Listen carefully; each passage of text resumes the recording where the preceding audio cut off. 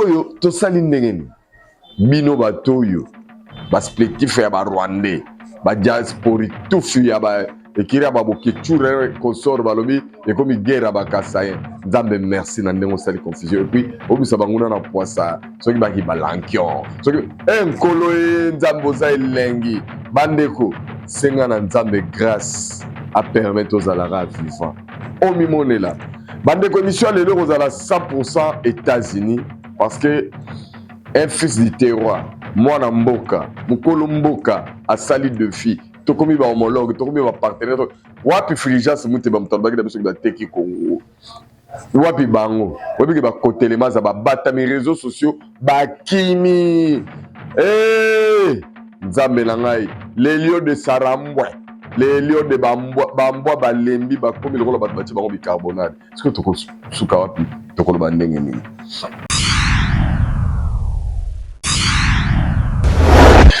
Tindika télévision, bienvenue dans le Congolais à bonne qualité, à monde entier, oyo déjà, bazako sepela parce que nzambe ako sarate. Naïb sarabino que sur monité kondimate mikoloyo. Souvenez-vous mes frères et sœurs. Avant Tokoma 2026, d'après sarabino chronologie à 3 mois. Octobre, novembre, décembre, on débat on faut pas réussir. Biso on va réussir, biso te 4 ici. Biso nzamba comme na contrôle makambuté comme na maboko na biso et puis boromona que année 2026 tout sera fini. Alors na évité est-ce que ba commentaire ezali est-ce que bato ba koloba bazali nous sommes le temps de Dieu tango ya fachi béton. Merci na Junior Kapaya, merci na réflexion, merci na bato nyonso mitema malamu ba obalinga ka ba congolais na Congo ya momoko. Merci na bino et puis je vous avais prévenu en même temps que Tokomi na tango yo nzambe, il faut abimisa banguna na biso na poissa. Nettoyage, l'état de nettoyage est arrivé. Maramutolobaki, ezali koko kisama. Merci encore une fois na prophète Moïse Nyengele. Oyo na yaki ana préciser bino ke azako yebisanga ke dialogue tel que bango bakanisa erozalate ya basango la porte fermée chole atomi kati mike ato couronné Rwanda na niveau nini. Ici a sorti pour la bino et ça la ngote et Rosala pété. Merci na maman Yohan depuis Bruxelles, merci na Nicolette, moi c'est Pembe le parfait de bon odeur, merci na Vilanga Tumba Collège à maman Laurence, merci na Guilain Koumou, merci na Léon Munzadi, merci na Sedou la Casa de Jean Thomas Kazadi, merci na André Loboya depuis Australie, merci na maman Annie Lupanza ya pasteur Lupanza, merci na grande sœur chérie depuis Canada, donc Annie Ngalula.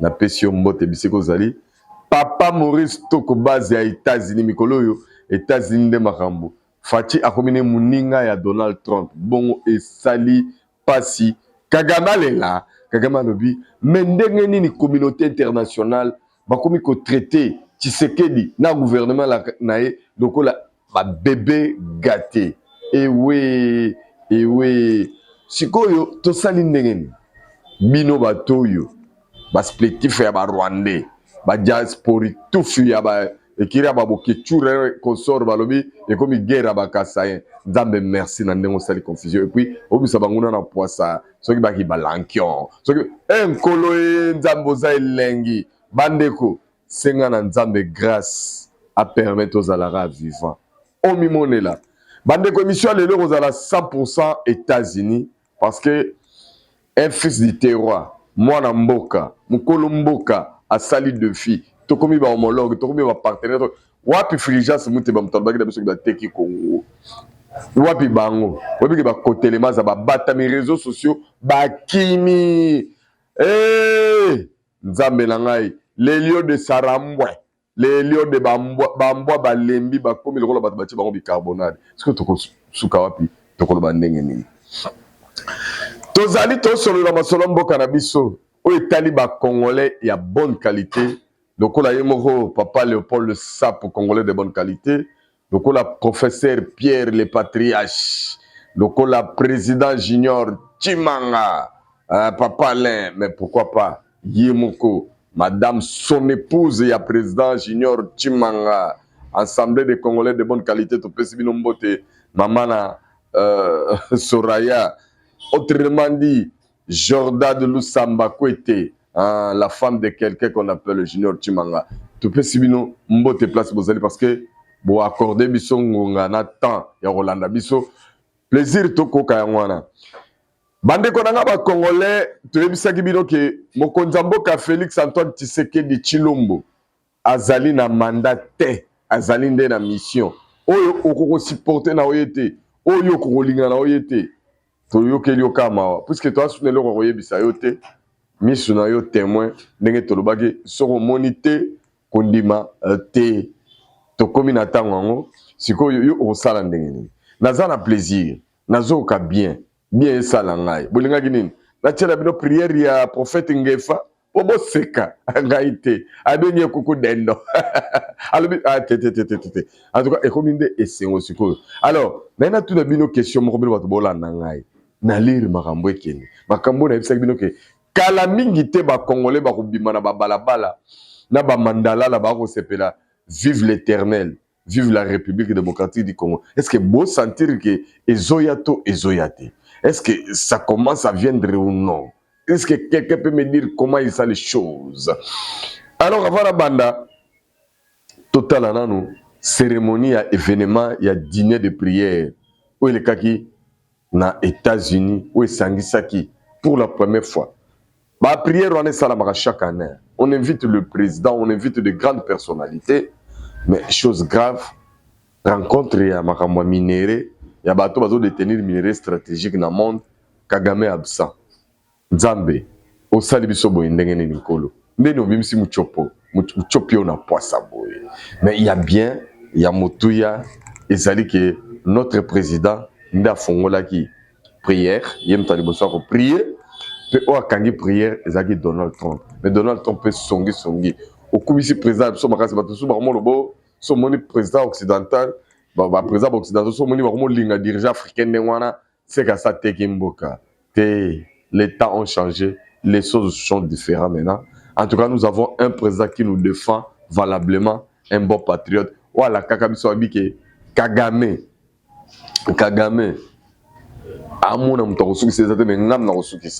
et moi, je vous avais prévenu dans cette émission. Dans le bas, Tshisekedi aboy ko s'attaquer na ba fait. Il y a quelque s'attaquer à Moussissa. Faut qu'on kata Moussissa Kagame. Moussissa Kagame kata. Est-ce que boyoka ndenge batu baolela? Boka ndenge ba Rwandais baolela. Boka somo batu ba kisimana ba batu ba tchak espoir. Maintenant, yom to zela Kabila ya. Ozo sentir ni place oza. Oka ndenge ni.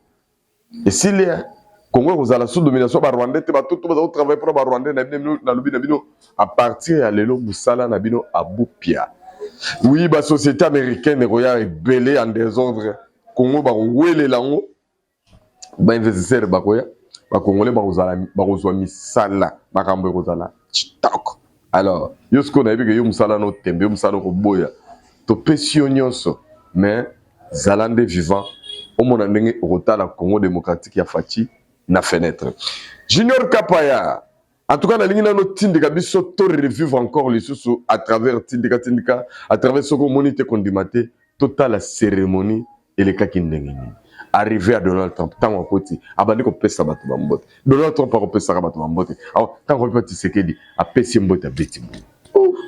Te Fachi na ebité ngala lobaka na bato ke comparer Fachi na ba politicien miki alelo eza passé parce que mon Donald Trump a pandi azangi maloba comme yabi oyo président moko courageux aboy ko offrir Fachi RDC Donald Trump a offrir Fachi d'Afrique moment Afrique bikole roya ntana contrôler ko ban Afrique centrale nord sud des alliés Félix Antoine Tshisekedi Tshilombo béton d'abord il vient de bétonner toutes les États-Unis le tout premier président africain va accorder chance à Anthony prière. Papa, Fachi nzoka zalaka pasteur parce que Facha tei malubana faut zalaka nanga pour le maintenant mbongo na chole.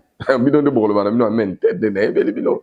Mais ba congolais à bonne qualité, ba congolais à malonga. Mais ils sont déjà d'accord. Je manque de mots aujourd'hui. Capacité comme ça dans total dans cérémonie votre après. C'est parti. It is my great honor to introduce, and I think I can say this not as senior advisor, but as his friend, the GOAT, the greatest of all time, the greatest champion of faith that we have ever had in the executive branch, the 45th and 47th president. Stand to your feet and give him the biggest welcome of the United States, a man I am honored to call friend, President Donald J. Trump.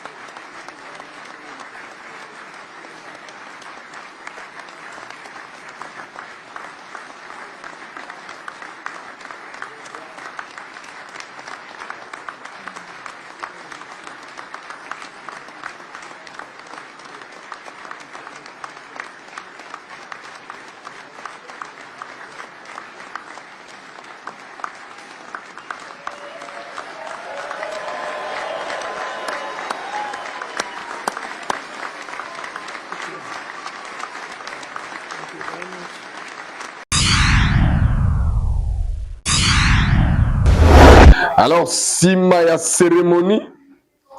cérémonie à kitoko wana, notre président a entonné sa prière. En tout cas, le deux visages au nzamba tchaki na destin bakuta na poba diriger monde parce que na bisarabino na kala bato balanda Saint Thomas na lobaka ke place États-Unis azali ko occuper première puissance ezala rendre place à ba Congolais.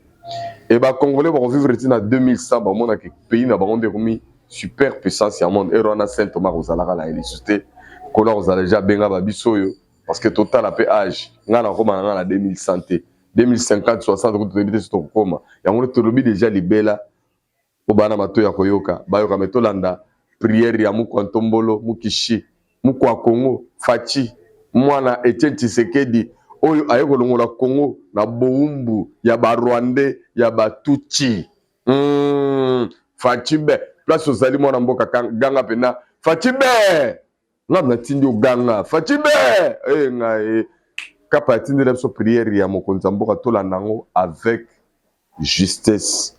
Quand on est très très attentif, otolanda lo sambo ya malonga, lo sambo ezana maloba. Oyo ezo tout imité ma batusuka nango, batu nyonso babeteli maboko. Pia. Yo siko na sna ebisa ke yo na Congo ba yebisa otizaka da mbulu ba kizengi atakata azoba. Bon, mais ndenge ni naza na considération makasi buna bato mayele ya monde ba américain, ba puissant, ba bana mi solo super puissance, mais ba komi pour ça, la Tshisekedi éloge. Le président le plus puissant de la terre. Azako comme sa présence, son père Lobinaye, Tshisekedi. À tout moment, sans un problème, Benanga Moko Donald Trump. Ya boye bazu api. Ah, le baba tunanga moko vivale. Timbo boui. Tenteso. Et ça bien bon. Te prier. Alors, capable te prier. Tout fait.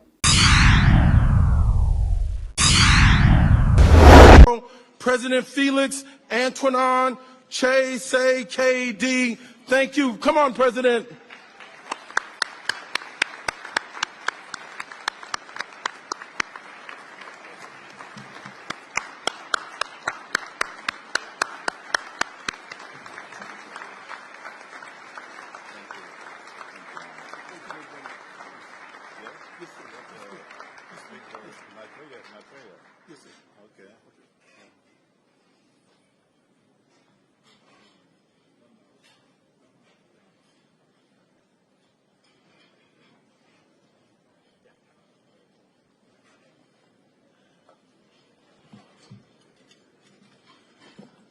Good morning, everybody.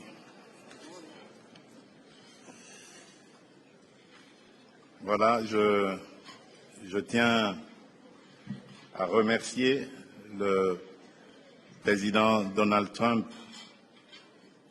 pour l'accueil qui m'a été réservé à ma délégation et à moi-même. Et je tiens à remercier les organisateurs pour leur invitation et surtout l'honneur qu'ils me font de pouvoir être le premier chef d'État africain à adresser une prière lors de cet événement mondialement connu. Prions. Dieu Tout-Puissant, Père de miséricorde et Dieu de toute consolation, toi qui es le maître des temps et des circonstances, le juste juge et le prince de la paix, nous te rendons grâce pour le souffle de vie et élevons vers toi une même prière au-delà de nos langues, de nos histoires et de nos intérêts. Partant de cette considération, nous nous appuyons sur cette parole tirée de l'Évangile selon Matthieu au chapitre 5, verset 9. Heureux ceux qui procurent la paix, car ils seront appelés fils de Dieu. Aujourd'hui, Seigneur, fais de nous des artisans de réconciliation. Là où la méfiance a fermé la route, ouvre un chemin. Là où l'orgueil a dressé des murs, apprends-nous à bâtir des ponts. Là où l'histoire a laissé des blessures, suscite des gestes de guérison. Et nous voici en ta présence, engageant nos cœurs et nos vies pour la réconciliation entre les peuples et entre les nations, afin que règnent la paix et la justice, la droiture et la liberté, la sécurité et la dignité partout dans le monde. Affermis en nous cette conviction, plus forte que nos différences culturelles.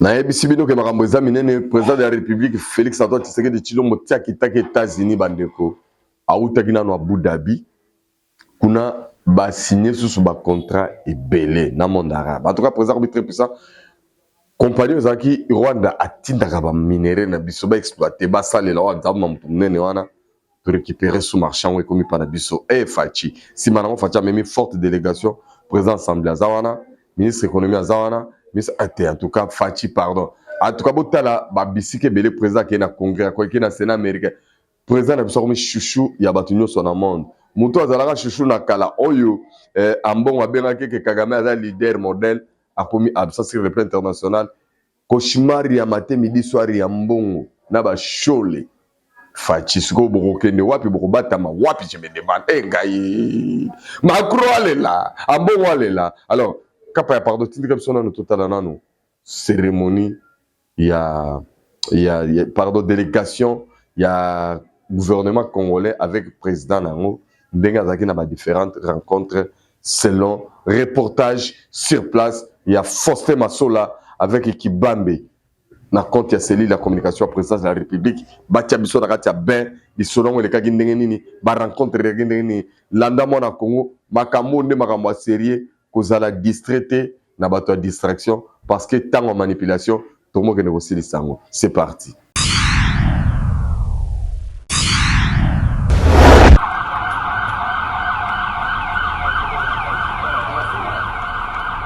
Tout a commencé ce mercredi 4 février à Washington, aux États-Unis d'Amérique, au siège de l'US International Development Finance Corporation, la Banque américaine de développement, où le président de la République Félix Antoine Tshisekedi Tshilombo a eu des entretiens sur le partenariat économique, des échanges dans le cadre de l'ambition commune de renforcer des investissements structurants, de soutenir le développement des infrastructures et de favoriser une croissance économique inclusive et durable en RDC.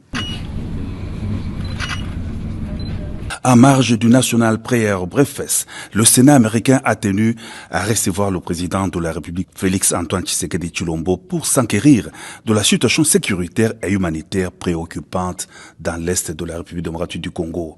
Le chef de l'État a ainsi échangé avec le président de la Commission des Affaires étrangères du Sénat, Jim Risch, qu'entouré des sénateurs américains sur la situation réelle actuelle sur le terrain et l'accord de paix RDC-Rwanda signé en décembre dernier à Washington. Le président de l'Assemblée nationale, Emem Boji, était dans la délégation du chef de l'État au Sénat américain. Et donc, la délégation congolaise qui était conduite par le chef de l'État a présenté la situation actuelle sur terrain avec une très faible évolution de la mise en œuvre de cet accord. Évidemment, cette responsabilité est du côté rwandais qui, comme vous le savez, continue à se redéployer sur terrain en ignorant complètement les dispositions qui ont été convenues dans le cadre de cet accord. D'où la nécessité pour les États-Unis de renforcer la pression sur Kigali, d'imposer dans la mesure du possible des sanctions pour le non-respect des dispositions de l'accord de Washington.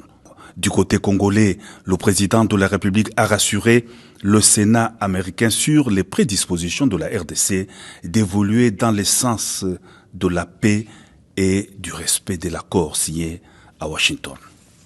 Toujours en marge du National Prayer Breakfast, le président de la République, Félix-Antoine Tshisekedi Tshilombo, a aussi eu des entretiens constructifs avec le président de la Commission des Affaires étrangères de la Chambre de représentants des États-Unis, Brian Mast, qu'accompagnaient des élus Chris Smith, Sarah Jacob et Gregory Mix. Les échanges ont tourné autour de la situation sécuritaire dans l'Est de la République démocratique du Congo, la mise en œuvre de l'accord de Washington et le partenariat stratégique avec la RDC. D'une rencontre à une autre, le président de la République a aussi eu des entretiens avec le secrétaire à l'intérieur du gouvernement américain sur les minerais critiques, précise le vice-premier ministre de l'Intérieur, Mokoko Samba, qui a pris part à cette rencontre. La conversation aujourd'hui a tourné autour de la question du jour, les minerais critiques et l'importance pour les États-Unis d'avoir accès à ces minerais de la République démocratique du Congo, dans le cadre justement de l'accord de partenariat stratégique qui a été signé entre nos deux pays le 4 décembre de l'année dernière. Et demain d'ailleurs va se tenir la première réunion du comité de pilotage conjoint entre la partie américaine et la partie congolaise pour donner corps à ce partenariat stratégique. L'agenda de travail très chargé du président de la République Félix-Antoine Tshisekedi Tshilombo s'est clôturé par ces échanges avec les organisateurs du National Prayer Breakfast, cette importante rencontre de prière prévue pour ce jeudi 5 avril à Washington, D.C.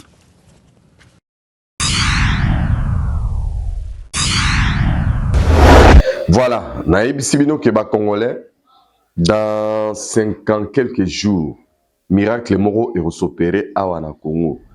Avant Tokoma décembre 2026, ba investisseur, ba kouwele la na niveau moko ya kosakanate. Lelo les gars qui n'a profité n'a remercié gouverneur de la ville, Daniel Bumba, les cambouis embouteillage et Sili. Embouteillage des associés dans la ville à Kinshasa. Pourquoi? C'est parce que ba régulariser makambouya nzela na oitali ba document mikanda. La plupart des bateaux bozaki comme on a batondisa banzela na biso na mitoka, c'était des mauvais citoyens. Les gens qui ne veulent pas suivre la droiture, au bazan a respect dans l'état. Ils étaient déjà habitués à sombi mutuka, na rosoma mukanda tamorote, azaki amesana na corruption parce qu'il y a que ba PCR, ba police, il y a régulation circulation, bazalaka nanzela, PCR, police de circulation routière. Bango oyabiso bazaki soko ya ko travailler pour na l'état. Ba comment que ça la pour ba poche na bango alors ba pesa ki ba conducteur la plupart mitu makasi ko somba mutuka na yo ya kacha na balabala biso si faut ko ça le bon on a poche ça ba 1000 francs ba 500 francs on va nous les ganoto on occuper na biso yote. Maintenant quand on a exigé les documents possibles bande ko mituka e batami e bimarasute. Vous avez beaucoup de patrons ba motambo la mikolo na ba we ba motambo na ba moto parce que contrôle la mituka ezali et du coup balabala est comme fluidifié, tokomo tambola librement, tokomi à l'aise, franchement, il fallait des boules. Alors, Bumba kosuka kaka na mamanzela te mobiliser sous bato belé pour na likambo etali salon pour la propriété. C'est vrai bato belé bazoka sa cousine da Kinshasa zozine ezali base ezali Bumba no ezali mentalité de la population parce que tout ça très mal éduqué na maman retraité ba déchets na biso. To komisa ba caniveau ba poubelle ya wana conséquence le rôle tout ça ba sachet plastique ba gourde de plastique otomelela ba mai. Mauvaise gestion na biso des conséquences parce que les lots même c'est une vérité tu sais que d'accord on a pouvoir Bumba on a pouvoir mais ma conséquence c'est de démérer kaka.